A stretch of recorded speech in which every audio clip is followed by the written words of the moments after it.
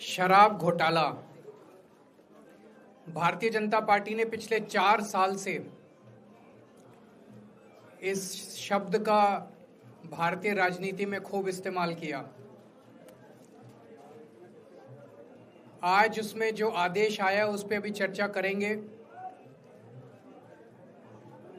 न्यायालय ने, हमारे जस्टिस सिस्टम ने इसमें एक बहुत ऐतिहासिक फैसला दिया है।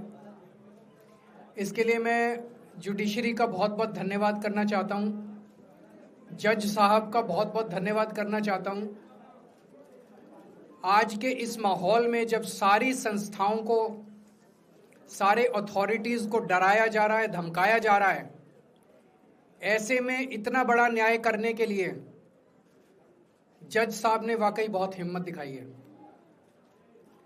मैं उन सभी वकील भाइयों का धन्यवाद करना चाहता हूं जिन्होंने एक एक कदम हम लोगों का साथ दिया, हमारी ये लड़ाई न्यायालय में लड़ी।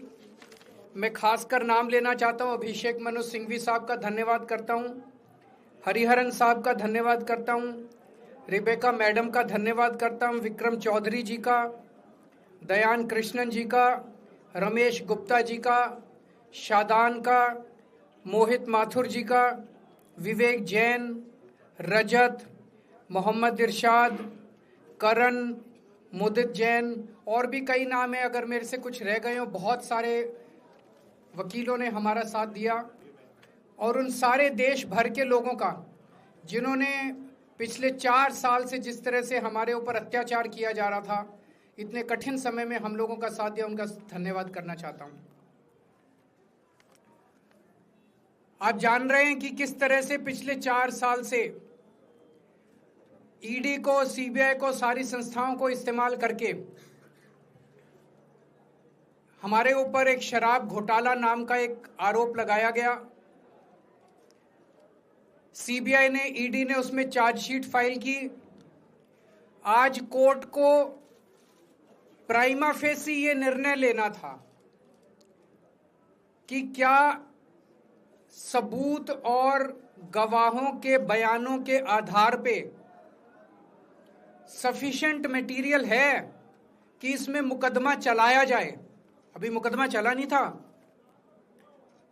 कोर्ट को यह निर्णय लेना था कि क्या मुकदमा चलाने लायक सफिशिएंट मटेरियल है, और कोर्ट ने लगभग 600 पेज के आदेश में सारे सबूतों और सारे गवाहों को मद्देनजर रखते हुए ये कहा है कि इतना भी सबूत नहीं है, इतने भी गवाहों के बयान नहीं है, एक निक्का सा भी सबूत नहीं है कि इसमें मुकदमा तक चलाया जा सके।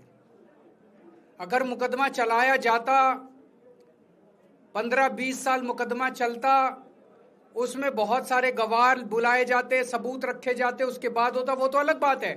कोर्ट का ये कहना है कि इतना टुच्चा केस है, इतना फर्जी केस है, इतना बेकार केस है, इतना गलत केस है। ये मैं नहीं कह रहा, ये भाषा है। आप कोर्ट का ऑर्डर पढ़िए। ये ऑर्डर जो है ये ऐतिहासिक ऑर्डर है। कोर्ट ने कहा है कि इतना फर्जी केस है, इतना फर्जी केस है, एक भी सबूत नहीं है, एक भी गवाह नहीं है कि इसमें मुकदमा भी नहीं चलाया जा सकता।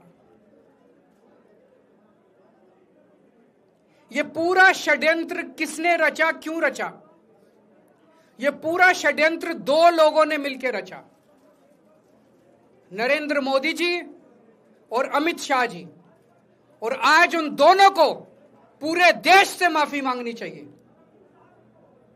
उन दोनों ने मिलकर षड्यंत्र रचा कि आम आदमी पार्टी को खत्म किया जाए, आम आदमी पार्टी को बर्बाद किया जाए, और उस षड्यंत्र के तहत आजाद भारत का सबसे बड़ा और सबसे घिनौना षड्यंत्र रचा उन लोगों ने। वो देख रहे थे कि दिल्ली में वो हमें नहीं हरा सकते। वो देख रहे थे कि दिल्ली की जनता हमारे कामों से बहुत खुश है। वो देख रहे थे दिल्ली में कामों की राजनीति के आधार पे वो कहीं खड़े नहीं होते, तो उन्होंने एक षड्यंत्र रचा। जनता जानती है कि केजरीवाल ईमानदार, उन्होंने कहा केजरीवाल की ईमानदारी पे चोट करो। जनता जानती है कि आम आदमी पार्टी ईमानदारी, उन्होंने कहा आम आदमी पार्टी की ईमानदारी पे चोट करो। उन्होंने आम आदमी पार्टी को खत्म करने के लिए षड्यंत्र रचा और बोले केजरीवाल बेईमान है, केजरीवाल बेईमान है, केजरीवाल बेईमान है, केजरीवाल ने शराब घोटाला किया, केजरीवाल पैसे खा गया, केजरीवाल ने 100 करोड़ रुपए खा लिए।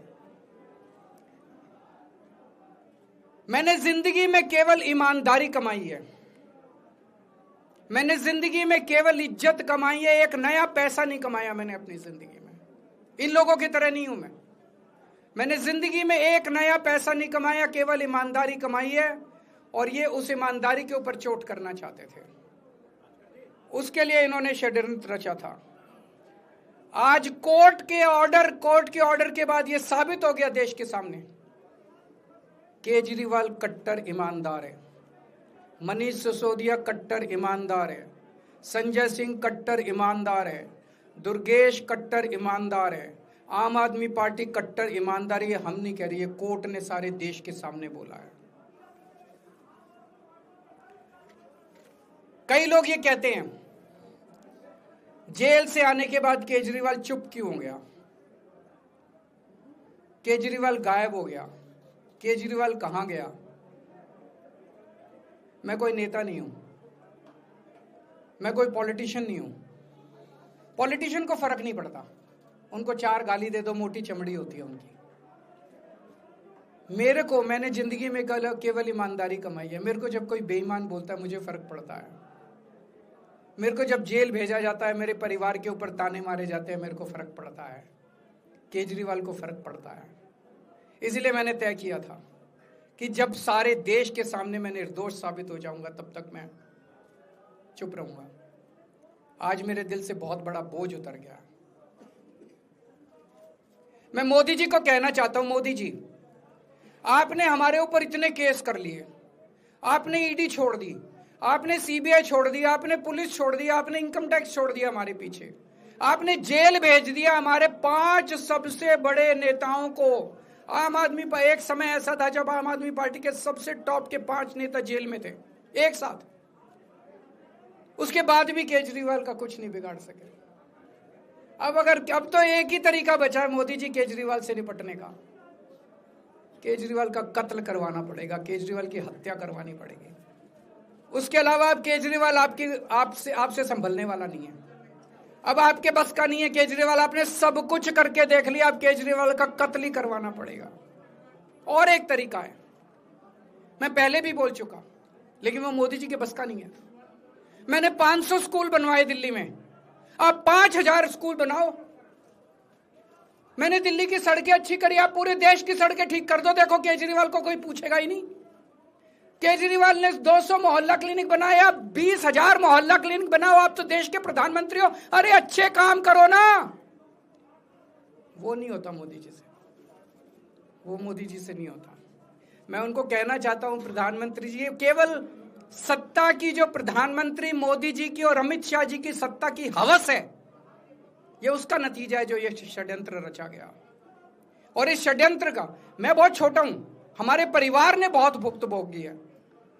मैं जेल गया, मेरी मां बीमार रहती है बहुत ज्यादा, उसको अस्पताल में एडमिट कराना पड़ा, बहुत रोई मेरी मां, बहुत रोई। इनकी पत्नी मनीष सिसोदिया जी की पत्नी, उनको मल्टीपल स्क्लेरोसिस डिजीज है, सब लोग जानते हैं। जब सुप्रीम कोर्ट में केस चल रहा था, संजीव खन्ना जी ने कहा कि बहुत गंदी बीमारी है, उनके नीचे का पूरा पोर्शन काम नहीं करता और धीरे धीरे बीमारी बढ़ती जा रही है। हमारे परिवार ने बहुत भुगता है, लेकिन वो इंपॉर्टेंट नहीं है, हम इंपॉर्टेंट नहीं है, हमारा परिवार भी इंपॉर्टेंट नहीं है। लेकिन मोदी जी और अमित शाह जी के षड्यंत्र का खामियाजा जो दिल्ली भुगत रही है, दिल्ली के 3 करोड़ लोग भुगत रहे हैं, उसकी भरपाई कौन करेगा? आज दिल्ली में कहीं चले जाओ, सारी सड़कें टूटी पड़ी हैं, अस्पतालों में दवाइयां मिलनी बंद हो गई हैं, मोहल्ला क्लिनिक बंद किए जा रहे हैं, स्कूलों का बुरा हाल हो रहा है। पूरे दिल्ली में पोल्यूशन इतना ज्यादा कभी दिल्ली की जनता ने नहीं देखा था। यमुना का बहुत बुरा हाल हो गया है। एक चीज बता जो तो दिल्ली में इन्होंने ठीक करी हो, पूरी दिल्ली का बेड़ा गर्क कर दिया। सबसे बड़ा खामियाजा मोदी जी और अमित शाह जी की सत्ता की हवस, उसका सबसे बड़ा खामियाजा दिल्ली के 3 करोड़ लोगों ने भुगता है। दिल्ली के लोगों से जाके पूछो। आज मैं चैलेंज करता हूं मोदी जी को, मोदी जी हिम्मत है दिल्ली में दोबारा चुनाव करा के दिखा दो, 10 से ज्यादा तुम्हारी सीट आ जाए, मैं राजनीति छोड़ दूंगा। तुम्हारी 10 से ज्यादा सीट आ जाए, मैं राजनीति छोड़ दूंगा। दिल्ली की जनता त्रस्त हो चुकी है तुम लोगों से।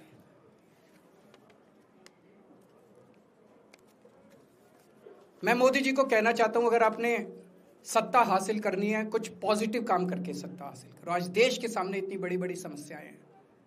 आज देश का युवा दुखी है, देश का व्यापारी दुखी है, देश का उद्योगपति दुखी है।